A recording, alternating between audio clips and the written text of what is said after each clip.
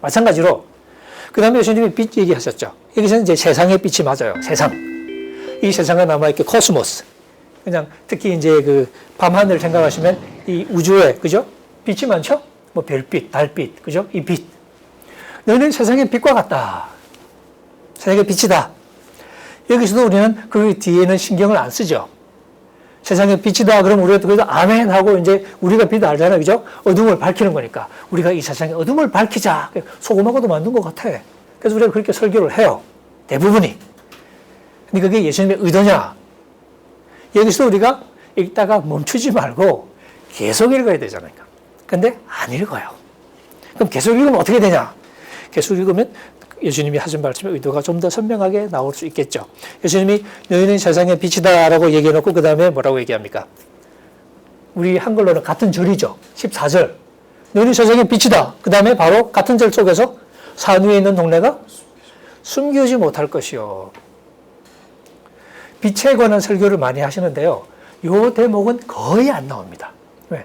너희는 빛이다 하는 얘기하고 산 위에 있는 동네가 숨길 수 없다는 얘기하고는 아무 딴 얘기 같아요. 갑자기 뜬금없이 산 위에 있는 동네가 왜 나와? 그죠? 그 다음엔 빛 얘기가 나오긴 하는데 또 좀 이상해. 사람이 등불을 켜서 말 아래 두지 않고 등경 위에 두나니? 뭐 이런. 이게 지금 세상의 빛이라는 얘기하고 어떻게 연결되는지 잘 이해를 못 하겠는 거예요. 왜 그러냐면 우리가 빛에 대해서 이미 알고 있다고 생각하니까 그런 거죠. 그러면 빛이다라고 말할 때 그 의미를 알아채려면 일단 오케이. 근데 무슨 뜻이죠? 하고 묻고선 그 다음을 읽어야 되죠. 그럼 예수님이 지금 두 가지 해주시잖아요. 첫 번째는 그림을 하나 그려주시죠. 산 위에 있는 동네가 숨기우지 못할 것이요. 산 위에 동네, 이 동네는 이제 직역하면 도시라는 단어입니다. 헬라어로 폴리스. 여러분 폴리스가 이렇게 미국 가시면 폴리스가 몇 개 있죠. 인디애나폴리스, 뭐 미네아폴리스 이런 폴리스 있잖아요, 그죠? 그 다음에 이렇게 뭐 이 메트로폴리스 이런 것도 있고. 메트로폴리스는 메트로는 엄마라는 말이고요. 폴리스는 도시니까 엄마 도시, 모도시. 주변의 위성 도시를 거느린 그 거대 도시 있죠. LA나 뉴욕 좀 그런 걸 이렇게 메트로폴리스라고 그러죠. 그 폴리스. 근데 이 폴리스는 고대에도 폴리스라는 이름이 붙이려면 지금 우리나라에도 시가 되려면 규모가 있어야 되잖아요. 그것처럼 나름의 규모가 있어야 되거든요. 그 폴리스가 높은 언덕 위에 있다고 쳐봅시다. 보일까요? 안 보일까요? 당연히 보이죠. 왜? 위에 있으니까. 산 위에 있는 동네가 숨을 수 없지 않느냐. 그 얘기가 뭘까요? 좀 그 다음 또 읽어봅니다. 사람이 등불을 켜요. 켜서 어떻게 해요?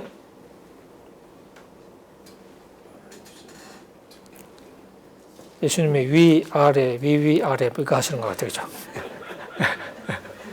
등불을 켜서 말 아래 두지 않고 이게 말이라는 것은 한 말, 두 말, 한 대, 두 대 그럴 때 그 말입니다. 그러니까 우리나라 말로 그렇게 번역을 했어요. 곡식을 담는 용기를 가리키기도 하고요. 곡식의 단위이기도 해요.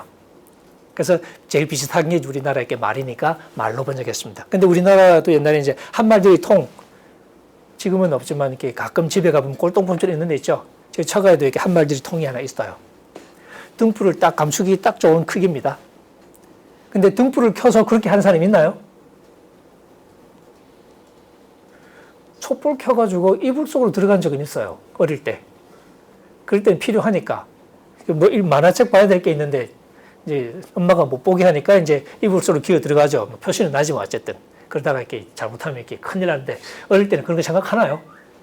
이제 그럴 때는 있지만 어쨌든 이불 속에서는 이제 뭐 빛이 있겠죠.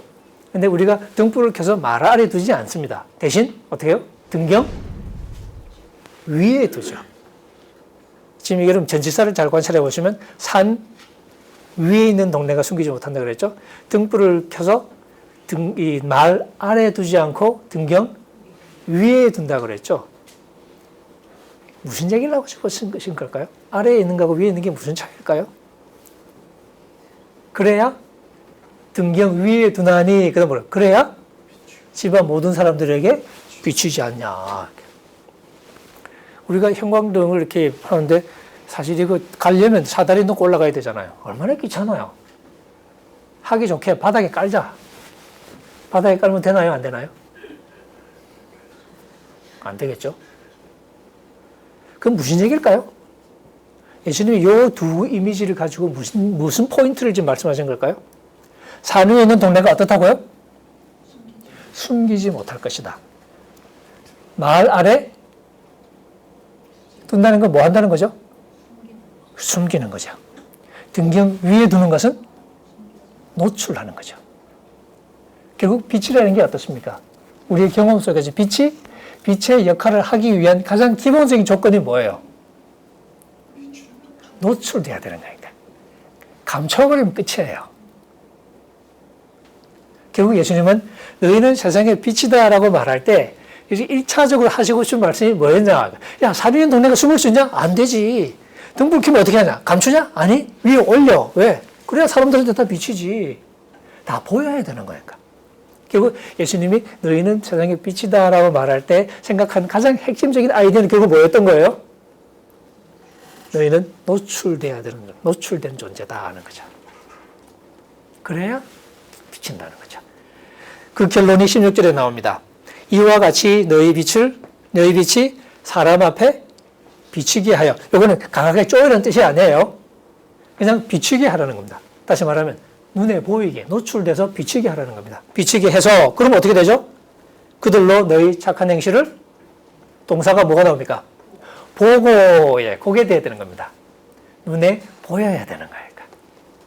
산 위에 있는 도시가 잘 보이는 것처럼 등불이 환하게 비치려면 말 아래 숨기지 않고 등경 위에 올라가야 되는 것처럼, 그래서 눈에 보여야죠. 그래야 이게 빛이 빛적을 하는 거죠. 그래서 사람들이 너희 착한, 이게 이제 빛을 착한 행실로 번역을 했어요. 그걸 보고서 하늘에 계신 너희 아버지께 영광을 돌리게 하라. 여기서 예수님이 말씀하신 핵심이 뭐냐? 일단 제사는 그럼 일단 어떻게 돼야 된다고요? 사람들에게 보여야 된다. 노출돼야 돼요. 그럼 예수님이 두 가지 얘기하신 거래요. 맛 잃어버리면 끝장난다. 그 다음에 노출돼야 된다. 그게 메시지예요. 근데 그것만 가지고 그런 시시한 얘기였어? 뭔가 굉장히 막 멋있는 얘기로 감동했는데 그렇게 시시한 건가? 그럴 수 있죠. 근데 사실은 이게 굉장히 중요한 얘기입니다.